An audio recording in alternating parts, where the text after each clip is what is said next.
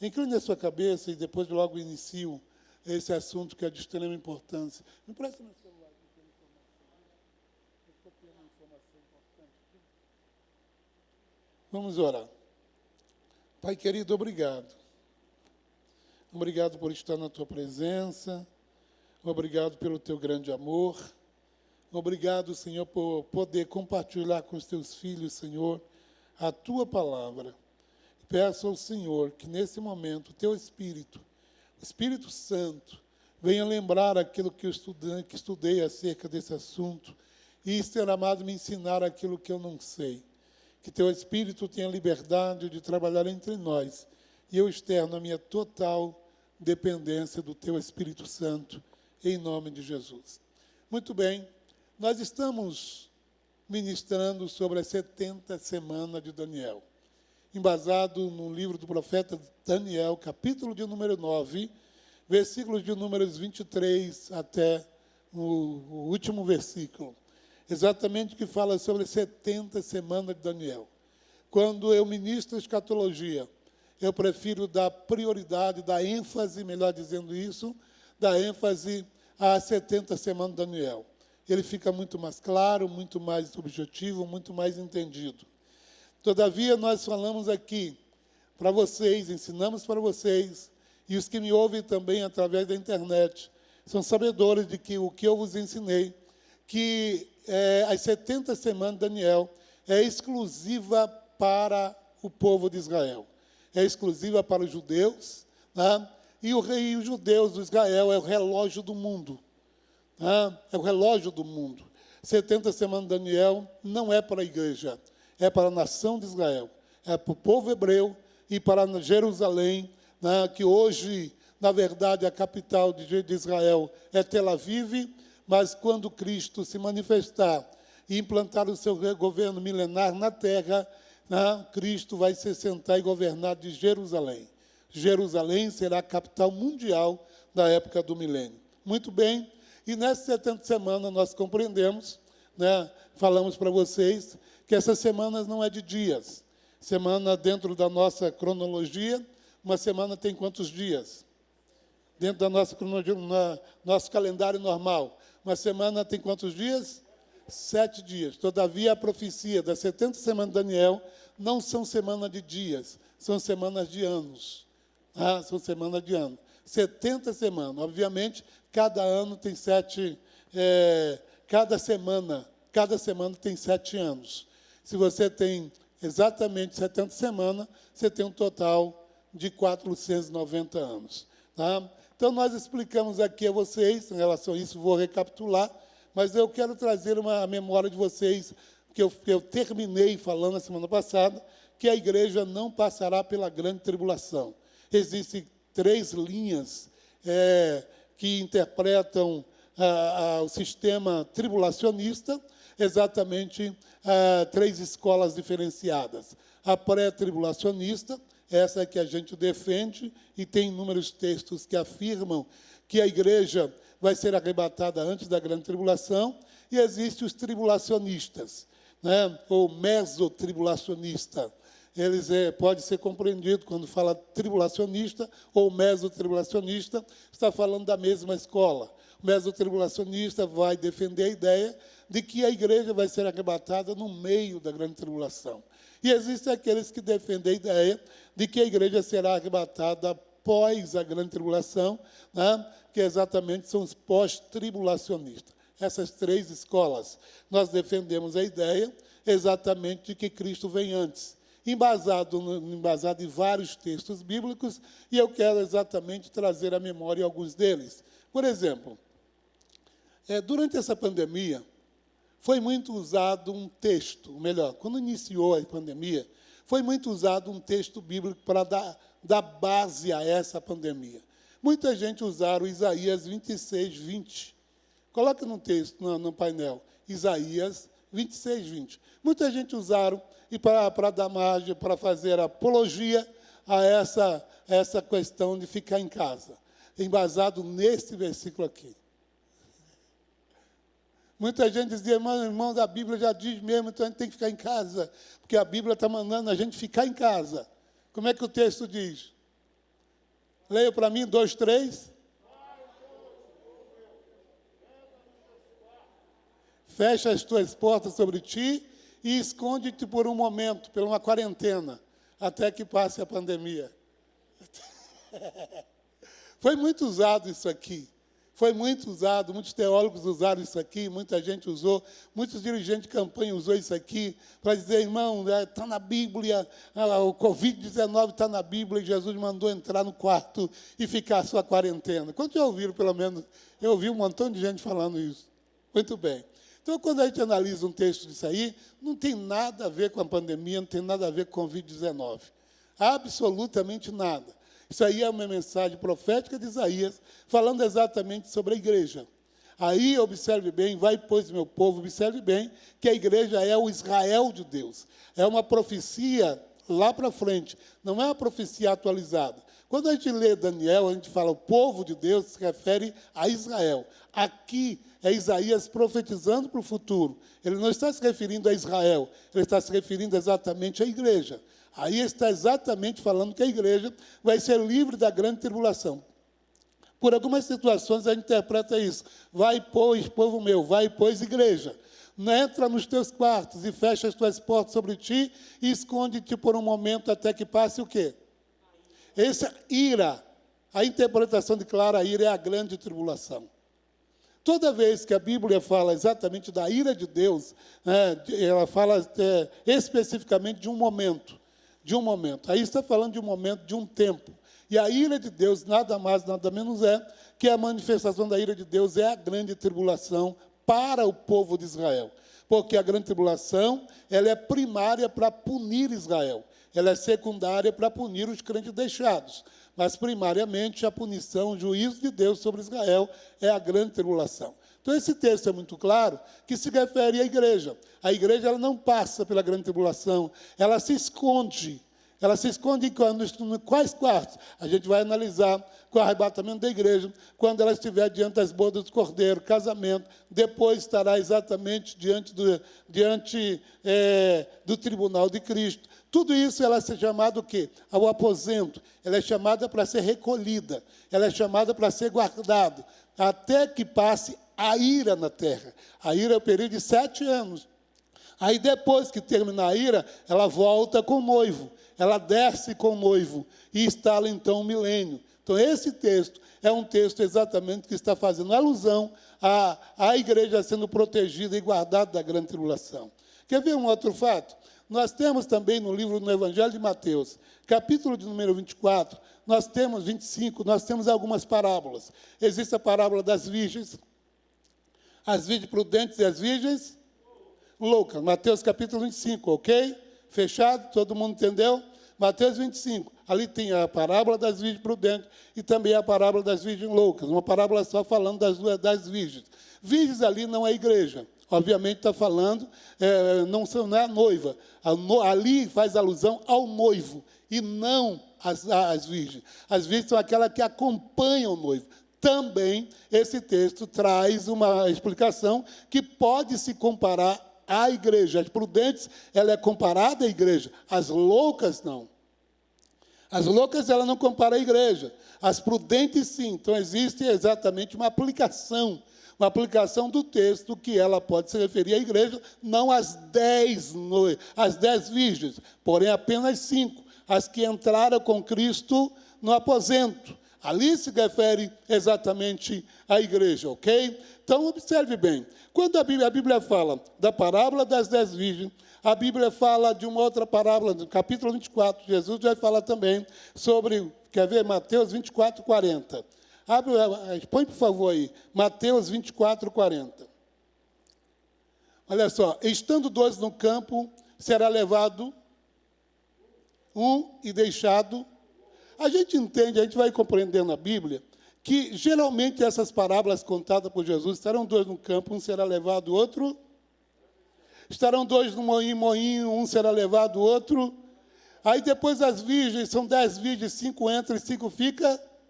Aí a gente observa por isso, e muitas pessoas perguntam, então apenas 50% da igreja vai ser arrebatada? Porque se tem 2, Um é levado, outro deixado. Essas perguntas já mexeu com a cabeça de muita gente. Tem marido e mulher. O arrebatamento acontece. Quem sobe? Estarão dois na cama. Dois na cama. Quem é que vai? E agora, como é que a gente entende esse negócio? Quando o arrebatamento acontecer, se eu e minha mulher estivermos na cama, nós dois subimos. Eu creio nisso. Quantos creem também? Mas, enfim, pastor, como é que a gente compreende? Esse texto não está dizendo que apenas 50% será salvo. Se nós observarmos isso pelo lado literário, um lado frio, a gente começa a pregar dizendo que apenas 50% será salvo. Por quê? 2 no campo, um vai e outro fica, 50%. 2 na cama, um vai e outro fica, 50%. 10 virgens, 5 entra, 5 fica de fora, 50%. Será que é apenas 50% que vai? Não. Ali está falando exatamente sobre 2 grupos de pessoas, um que sobe e outro que fica.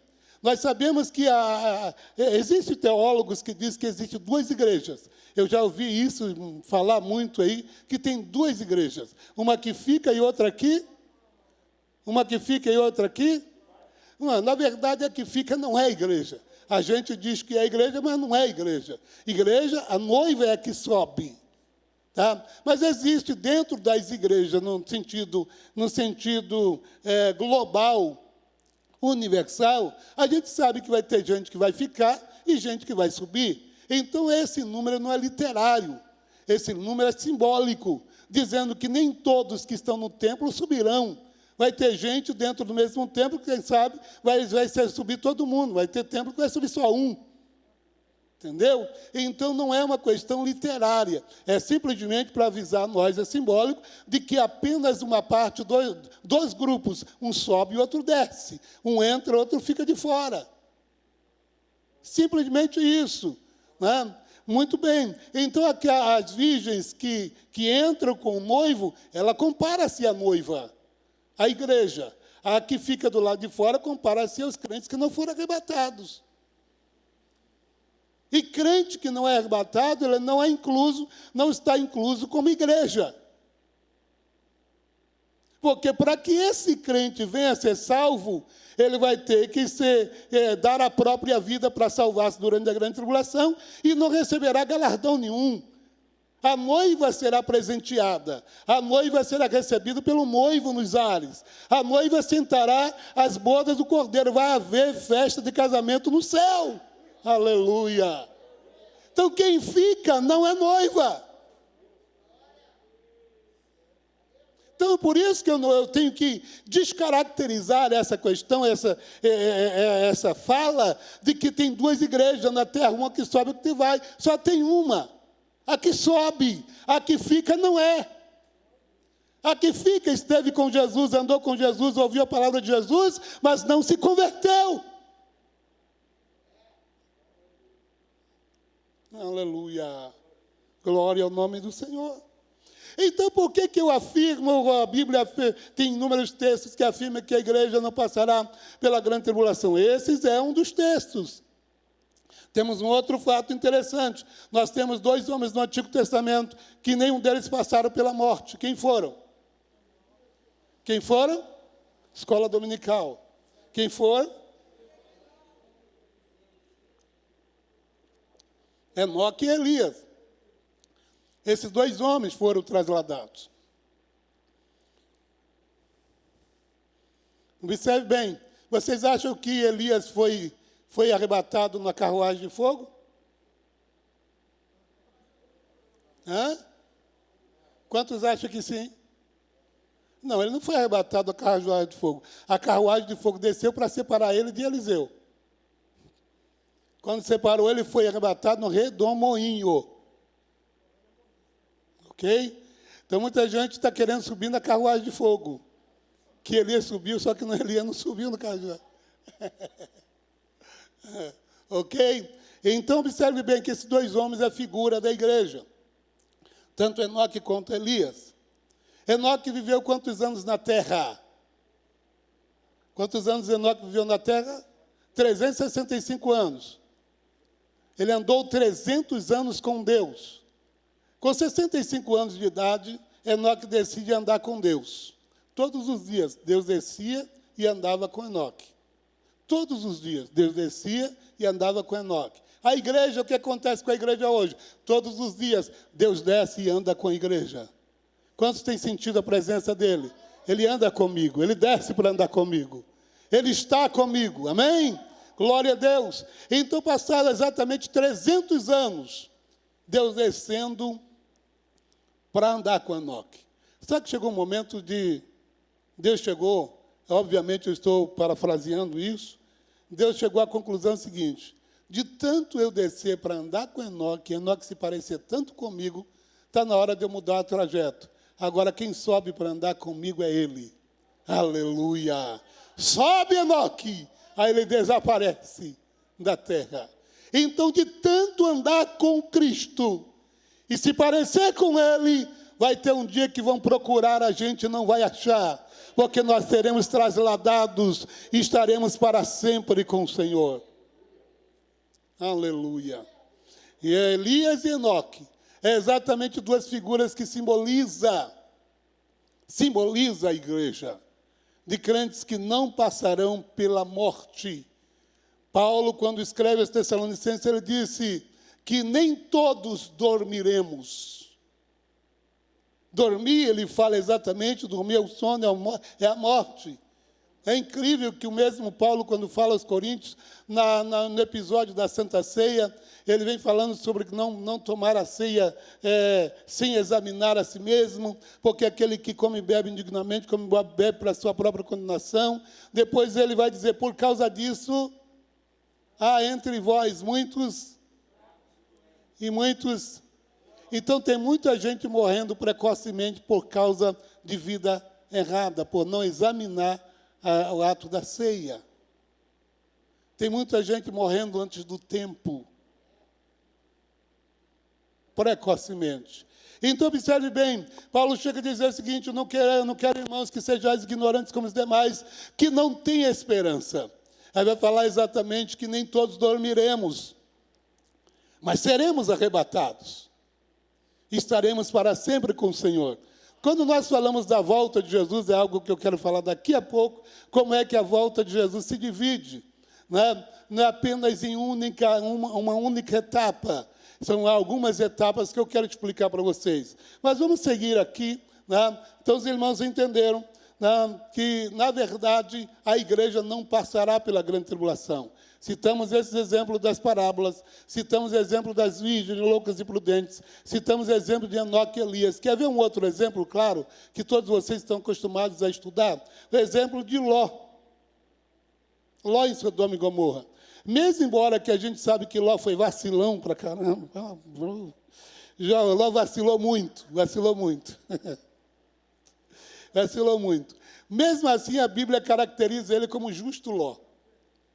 Justo Ló. Se a Bíblia diz que o cara é justo, porque ele é justo. Ele não é ímpio, ele é justo. Mas a Bíblia diz que todos os dias ele sentava-se à porta da cidade. Sentar-se à porta é uma postura de alguém que está indeciso. Porque quem se coloca à porta, exceto o porteiro, obviamente, mas que todos os dias se põe à porta, ele não sabe se entra ou se sai. Ele está indeciso. Então, tudo o que acontecia ali em Sodoma e Gomorra, naturalmente mexeu com Ló, influenciou a vida de Ló e sua família, vocês sabem disso. Só basta ler o texto que você observar que eles foram influenciados por isso. Mas, enfim, Ló, apesar de tudo, ele temia o Senhor. Deus envia 2 anjos e retira Ló da cidade. Antes de destruir as cidades de Sodoma e Gomorra, Deus não fez sem que Ló estivesse seguro.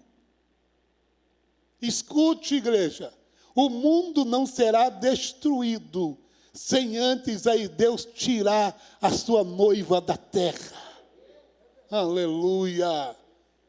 Glória ao nome do Senhor. Nós precisamos entender isso. Alguns Deus fará como Ló, tomou pela mão e arrancou com força. Eu acho que nessa pandemia está acontecendo isso. Tem gente que Deus está arrancando com força, porque se deixar livre, ele perde a salvação. Tem gente dessa forma, que Deus está pegando pelo braço e tirando da terra dos viventes, para salvar a alma. Aleluia. O teu anjo disse a Ló: escapa-te por tua vida. Ele pegou ele pela mão e tirou fora da cidade. Quando ele estava fora da cidade, veio o juízo de Deus sobre a cidade de Sodoma e Gomorra e destruiu as mesmas. O mundo está ruim. A gente está tão acostumado com tanta coisa ruim que está acontecendo, que achei até graça. O pastor aí chegou dizendo: a paz de Cristo foi? Eu entendi, está difícil. As coisas estão tão sérias que tudo a gente olha pelo lado negativo. Está difícil, a coisa está feia, o negócio está sério. Mas fica tranquilo, Jesus está no barco. A noiva ainda está na terra. Jesus cuida dos céus. Só vai piorar quando Deus arrebatar a igreja. Aleluia. São sal? Dando sabor à terra. A igreja é o sal da terra. E uma das utilidades do sal, além de dar sabor, é preservar. Enquanto a igreja estiver na terra, ainda preserva. Ainda tem gente boa na terra. Mas escute isso, eu digo com muita convicção e com muito cuidado para com todos, irmãos.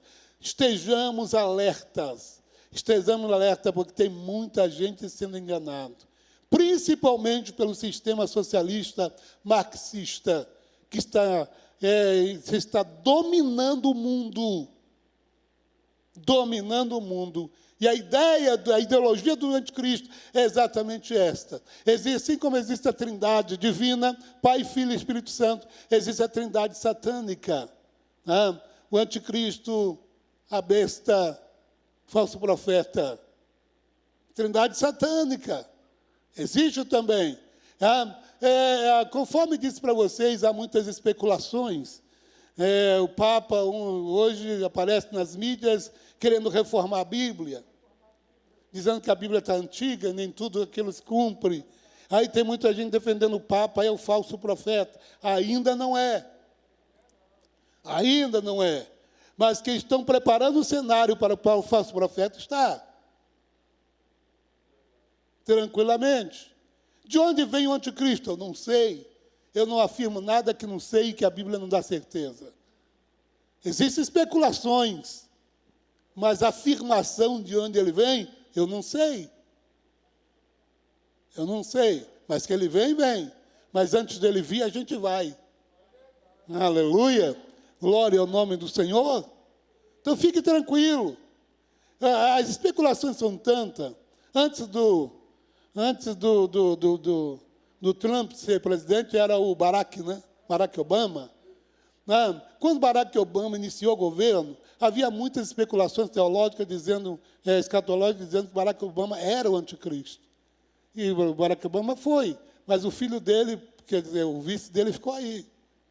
Ele talvez não é, ele não é, mas o sistema que ele prega é, que ele defende é. John Biden é? Não. Mas o sistema que ele prega é do anticristo. A gente precisa entender isso. Tudo gira em torno. Porque quando a igreja for arrebatada, o anticristo se manifestar, haverá um governo único, uma única moeda. O que mais se ouve aí pelas telejornais, redes sociais que a gente observa, que a ideia é exatamente transformar nosso dinheiro em moeda em... tudo vai ter tudo nem cartão, tudo no chip. Porque no tempo do anticristo não será necessário cartão de crédito. Basta a marca para ter tudo. Você não precisa levar dinheiro no bolso. A marca é o suficiente para resolver tudo, comprar, vender, etc. E a marca qual é? O chip 666. Mas já está no mundo. Já tem no Brasil pessoas, presidente tal defende isso. Sim, pode haver uma defesa, mas ainda não é o anticristo. E ainda não é o chip do anticristo, é prenúncio. É prenúncio. É um ensaio. É a preparação.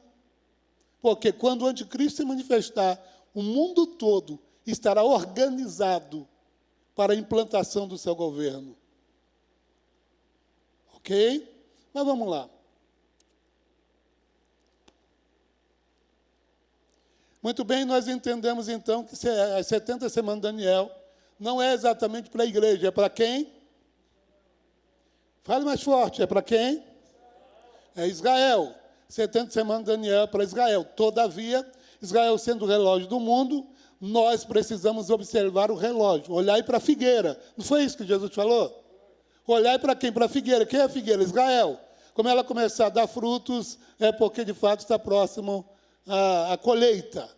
Ok? Muito bem. Então, a gente compreendeu que as 70 semanas de Daniel não é para a igreja, todavia é para Israel. E essas semanas não são de dias, são de anos. E cada semana tem quantos anos? 7 anos. Se cada semana tem 7 anos, todavia, nós temos um total de 70 semanas. Vamos lá, próximo slide. Vamos ver se a gente dá uma... Então, tudo iniciou a partir do decreto de Ciro para a restauração de Jerusalém. Nós falamos aqui, temos 2 grandes homens que marcaram o período da restauração do templo e da cidade de Jerusalém. Esdras e Neemias. Esdras e Neemias também são livros que nos fazem entender a profecia de Daniel. Quem quer entender melhor a profecia de Daniel tem que ler o livro de Esdras e Neemias. Muito mais direto, Neemias, que fala da reconstrução da cidade, dos muros, ok? É onde define. Observamos exatamente desde a saída da ordem, eles estavam no cativeiro, e recebem uma ordem que eles podem voltar à cidade para a reconstrução do templo. Ali o relógio começa a girar, ali começa a contar.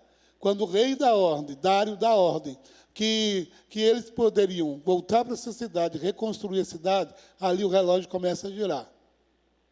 Quando se define a construção da cidade e também do templo, porque o templo significava exatamente a restauração da vida espiritual do povo, né? Porque o povo estava completamente afastado de Deus, havia tido entre o povo de Israel casamento misto, julgo desigual. Né? Você vai observar que o sermão de Esdras era um sermão duro. Esdras era escriba, além de escrever, ele interpretava as escrituras. E um sermão de Esdras é um sermão duro. Um sermão de quê? Deus falando com o povo de Israel através de Esdras, diz: vocês precisam agora liberar as mulheres e os filhos que vocês arrumaram aqui em terra estranha. Manda eles embora.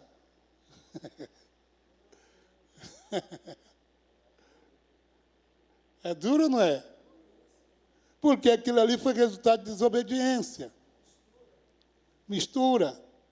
O que aconteceu na época de Esdras, escute isso, por favor. O que aconteceu na época de Esdras foi exatamente no momento em que o Balaão queria amaldiçoar o povo. E Balaque queria amaldiçoar o povo e contratou Balaão. Quantos já leram sobre esse episódio? Está lá no livro de Reis, vai se cumprir lá no livro de... Vai ser bem enfático no livro de Esdras. A gente precisa entender isso na palavra. Né? Balaque queria amaldiçoar o povo, porque o povo vinha crescendo assustadoramente. Né? Assustadoramente. Balaque contrata Balaão para amaldiçoar o povo. Ele chega à conclusão que não tem como amaldiçoar o povo, porque o povo é abençoado. Quem é abençoado não pode ser amaldiçoado. Ele tentou e foi interditado pela jumenta, que acabou tendo mais entendimento que ele. Enfim, ele chegou, não tem como amaldiçoar o povo. Aí Balaque diz, então está perdido, o que a gente faz? Como Balaão era ganancioso, avarento, e tinha amor ao dinheiro, ele disse, a gente não pode amaldiçoar, mas eu sei como enfraquecer. Isso vai ser falado lá no livro de Apocalipse, sobre a doutrina de Balaão. Qual é a doutrina de Balaão? A doutrina de Balaão é a doutrina da mistura. Qual é a doutrina da mistura? Exatamente o casamento misto do povo hebreu com o gentio, que enfraquecia o judaísmo, enfraquecia a fé deles, e eles se inclinavam para adorar os deuses pelos quais eles casavam com as pessoas que eles casavam. Então, o que Balaão disse? Eu não posso amaldiçoar, mas é simples. Pega os teus homens, faz com que eles se casem com as mulheres estrangeiras. Casando-se com mulheres estrangeiras, eles passaram a adorar os deuses dela. Adorando os deuses dela, Israel fica fraco e pronto, já era. Por isso que quando Satanás quer derrubar um crente, ele é estrategista. Nem sempre ele vem de frente, ele usa estratégia. Não dá para amaldiçoar, mas dá para enfraquecer. Isso não faz mal, aquilo não faz mal, isso não tem nada a ver, e vai enfraquecendo. Depois de fraco é fácil.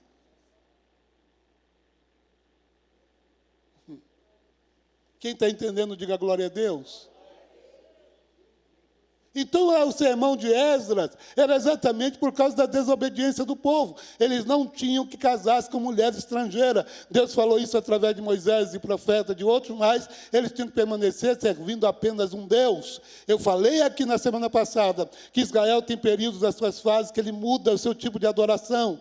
No princípio, ele é monoteísta. Ele adora apenas Israel. Quando eles conquistam a terra de Canaã, eles passam a ser politeísta, adoradora de muitos deuses. Com o cativeiro babilônico, para purificar Israel, santificar Israel, ele voltou a ser monoteísta. Só que quando Cristo volta e se apresenta como Messias, Filho de Deus, a gente rejeita, porque a gente só adora Jeová. Mas interessante que ele rejeita o Messias, mas quando o anticristo se manifestar, faz aliança com eles, e ele recebe como Messias.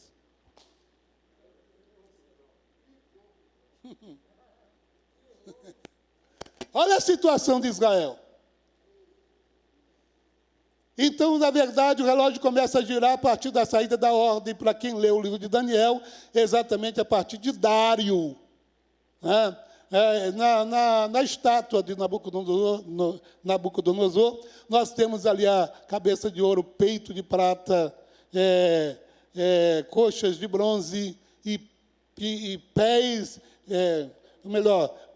dedos e pés de ferro, essa parte de ferro, com os dedos de ferro e barro. Ali fala exatamente sobre 4 grandes governos mundiais. Nabucodonosor representava a cabeça de ouro, a cabeça de ouro. Só que o reino dele é tomado por Dário, exatamente governo de Dário, governo Pérsia. Agora a Pérsia toma a Babilônia e é o peitoral de prata. Tempos depois, vem a Grécia e passa a ser, então, governo mundial, exatamente as coxas de bronze. E depois da Grécia vem Roma, que representa o pé de ferro. Por isso que Roma é muito, muito aplicado como um punho de ferro. Tudo era através da ditadura, punho de ferro. Só que os dedos, você vai ver ferro com barro, que não se mistura. Exatamente os 10 grandes reinos que estarão alinhados com o anticristo, que uma pedrinha que vem e destrói a Cristo Senhor, para implantar o governo milenar na terra. A Bíblia é extraordinária, mas a gente não lê e nem se apresenta para estudar. Como é que vai saber? Meus irmãos, eu quero ser sincero, muito claro com vocês. Um estudo como esse era para a igreja estar hiperlotada sem medo de pandemia. Porque é necessário a gente ouvir. Uma coisa eu digo, de alto bom som, se amanhã depois alguma pessoa perder a salvação ou errar, por causa desses itens, eu não serei responsável por essas vidas. Porque eu estou ensinando. Quem não quer aprender, não me responsabilize. Amém? Glória ao nome do Senhor. Então, houve uma saída, houve uma ordem. Ali começa, então, a contagem. Vai lá. Vai para o outro slide. Muito bem. Vai o outro slide, eu falei isso semana passada. Vai outro. Muito bem. Olha só. Primeiro, nós temos aqui 2 períodos. Observe que a Bíblia é extraordinária. E a profecia é muito enfática. Sabe, porém, entende que a partir da saída da ordem, 7 semanas, depois 62 semanas. Então, ele divide. Né? Então, na verdade, a profecia de Daniel é dividida em 2 etapas, 2 tempos. Primeiro, 7 semanas. 7 vezes 7, 49. Você vai acompanhar, quem estuda a história de Israel, quem estuda exatamente o período da construção, reconstrução de Jerusalém, você vai observar que houve interdições na construção do templo, interdição na construção dos muros. Os samaritanos, né, tentaram impedir. Tudo isso faz parte para que a profecia se cumprisse. Então, quando ele inicia, e com o embargamento que acontece, é exatamente para cumprir 49 anos. Porque Neemias consegue reconstruir, em apenas alguns dias. Apenas alguns dias, 52 dias, ele consegue construir e completar. Só que a obra não foi 52 dias. A obra durou ao todo 49 anos, por causa dos embargamentos. Então, quando a ordem é decretada, inicia a contagem. Quando a restauração é concluída, termina-se 49 anos. E eu falei aqui a semana passada, tem muita gente pensando que investe contra nós, tentando nos atrapalhar, mas ele está nos ajudando a profecia se cumprir na nossa vida. Ainda que se levantem contra nós, eles estão contribuindo para aquilo que Deus determinou sobre a nossa vida. Glória a Jesus. Amém? Então, passou exatamente 49 anos. O templo está reconstruído, cidade reconstruída, tudo ok. Só que daqui em diante tem outro período mais longo, exatamente é a contagem. Observe bem, 7 semanas, depois 62 semanas. 7 semanas, 49 anos. 62 semanas, 434 anos. Que somando os dois, eu tenho 483 anos. Se eu tenho 483 anos, na profecia eu tenho 69 semanas. E essas 69 semanas se conclui até o ungido ser tirado. Até o ungido ser tirado. Que período é esse? É o período do Calvário. Conforme eu disse para vocês aqui, no Calvário, quando Cristo morre, o relógio para Israel ponteiro para e inicia o período da graça.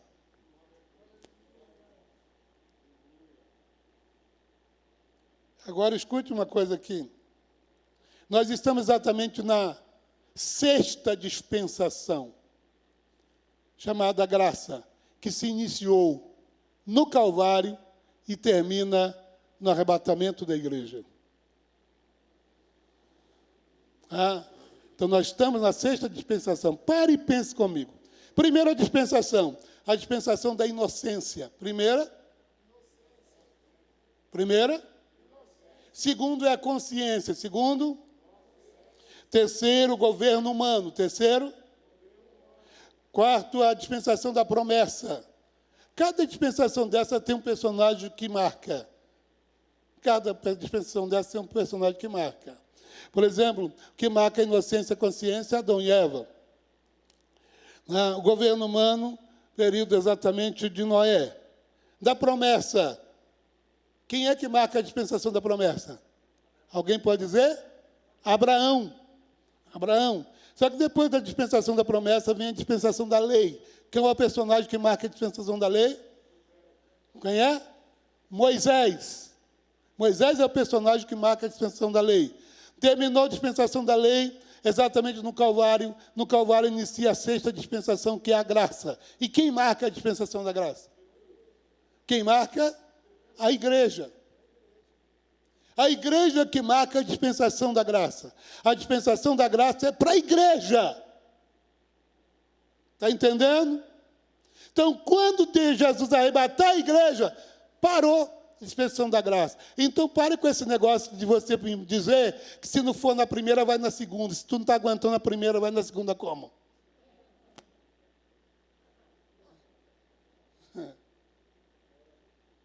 Se na primeira tu faz biquinho, quer sair da igreja, fica chateado, tudo isso aí, e na segunda, quando você tem que se tornar um mártir, está disposto? Ou adora a besta, ou vai ser martirizado de forma mais cruel possível. Está disposto a isso? Sim. Se eu não for na primeira, eu vou na segunda. Pare com isso, irmão. Eu quero ir na primeira, nem que seja morto. Aleluia. Mas eu não quero deixar para a segunda. Porque eu quero ou ser arrebatado ou subir. Ou ser tomado da terra. Então, você já passou. Dispensação da inocência, consciência, governo humano, promessa, lei, graça. O que interrompe a sétima? Qual é a sétima, pastor? A sétima dispensação é o governo divino ou o milênio. Está pertinho. Amém? Glória a Deus. Pois bem, vamos lá. Outro slide, por favor. Olha só. O decreto saiu exatamente em 14 de março de 445 a.C., para a reconstrução da área, então, profetizado por Isaías como meu ungido, rei Ciro, uma profecia relacionada a Dário, que permite exatamente a reconstrução da cidade de Jerusalém. Muito bem. Aí terminou ali, em 62 semanas, Messias, em abril. Aqui, na verdade, a gente está colocando data, mas são para a gente ter uma base. Não é exatamente esse dia. É para você ter uma base exatamente de tudo isso aí. Né? Porque o que a gente observa é que Cristo morreu no ano com 33 anos, né? E Cristo nasceu no 4º ano depois de Cristo. Isso você vai ter que compreender dentro da teologia. Né? Como assim que Cristo nasce depois do 4º ano depois de Cristo? Na verdade, quando Cristo nasce, ele divide o tempo, divide o calendário, né? Mas quem domina é Roma. Então, ele é dividido no calendário romano. Qual é o calendário que a gente usa hoje? Qual é o calendário que a gente usa hoje, irmão? Qual é? O calendário romano. É o calendário que a gente usa hoje, exatamente. Né?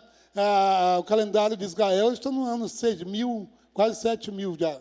Né? Mas nós estamos utilizando o calendário romano.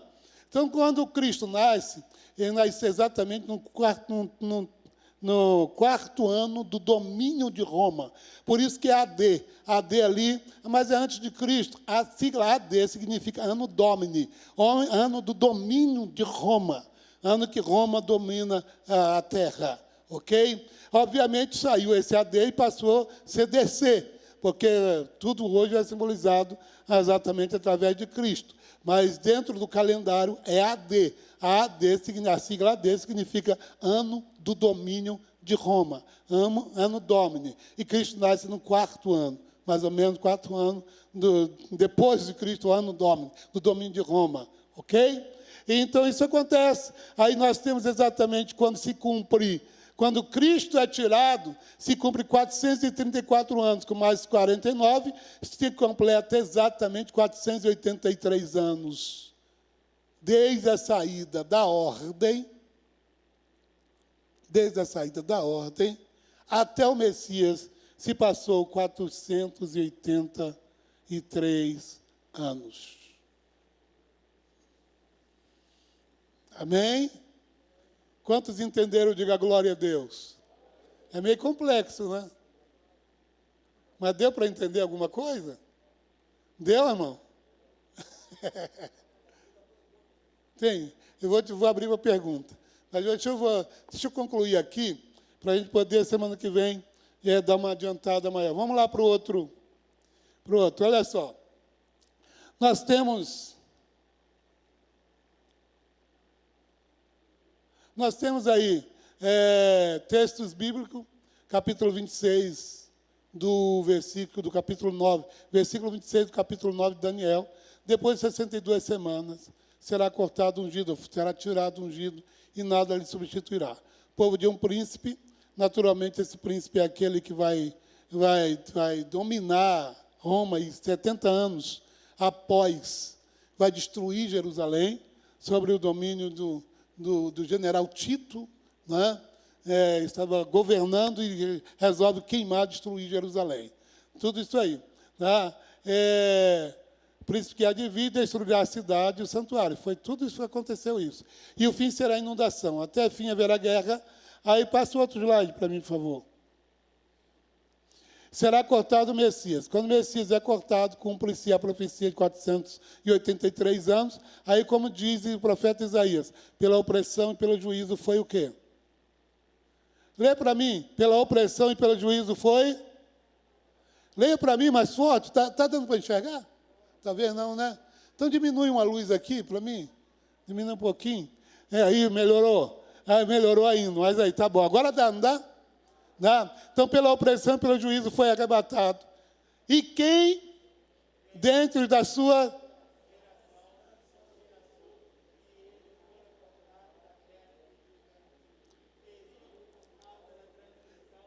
Por causa da transgressão de quem? Quem é o povo aí referido? Israel. Ele foi cortado por Israel. Ele foi traído por Israel. Ele foi rejeitado por Israel. Por isso que João escreve no seu evangelho, inicia, no princípio era e o verbo estava, e o verbo era. Quem é o verbo? O próprio Cristo. Ele é no princípio. Aí o próprio João vai falar, veio para o que era seus, e os seus, mas todos aqueles que receberam deles o poder de serem feitos. Então nós fomos feitos filhos de Deus pelo sacrifício de Jesus. Mas antes de passar para outro ponto, eu acho interessante explicar para vocês algo aqui muito interessante.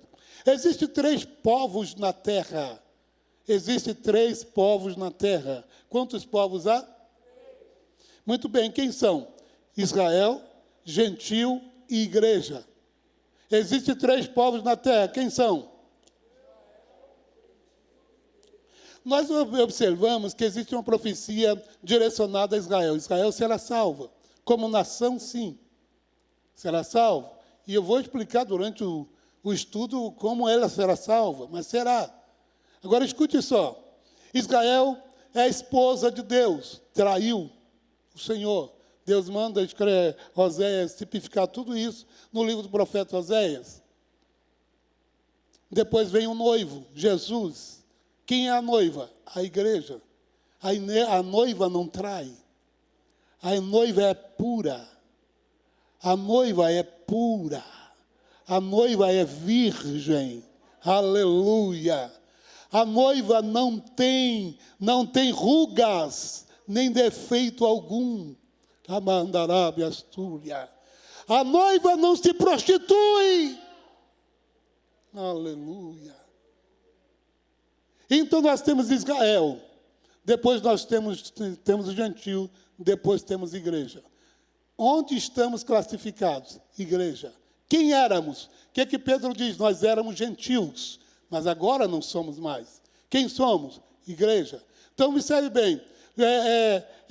Quem é Israel? Todo hebreu, todo judeu, Israel. Ok? Um judeu, escute isso, um judeu que se converte hoje, ele entra para a classe de igreja. Se ele se converteu, ele vai ser arrebatado. E não vai passar nada que Israel vai passar. Porque quando ele se converte, ele se torna igreja. Um gentil, quem é gentil? Quem não é judeu é gentil. Quando ele se converte, ele se torna igreja. Se ele é igreja, ele não será julgado com gentios. Porque ele é igreja. E quem é a igreja, pastor? Simples. A gente encontra a definição de quem é a igreja em Apocalipse 5:9. Foste morto, e com teu sangue compraste para Deus homens de toda tribo, língua, povo e nação. Quem é a igreja? É aqueles que foram comprados pelo sangue de toda tribo, língua, povo e nação. E tem alguém nessa noite que foi comprado pelo sangue? Então você é a igreja. Se a igreja é noiva, se a noiva vai ser arrebatada, se a noiva estará nas bodas do Cordeiro. Amém. Semana que vem a gente continua. Mas vamos às perguntas. Alguém tem pergunta para fazer aí? Deus abençoe a você que está nos ouvindo online. A gente conclui essa parte, semana que vem tem mais. Em nome de Jesus. Querendo Deus. Semana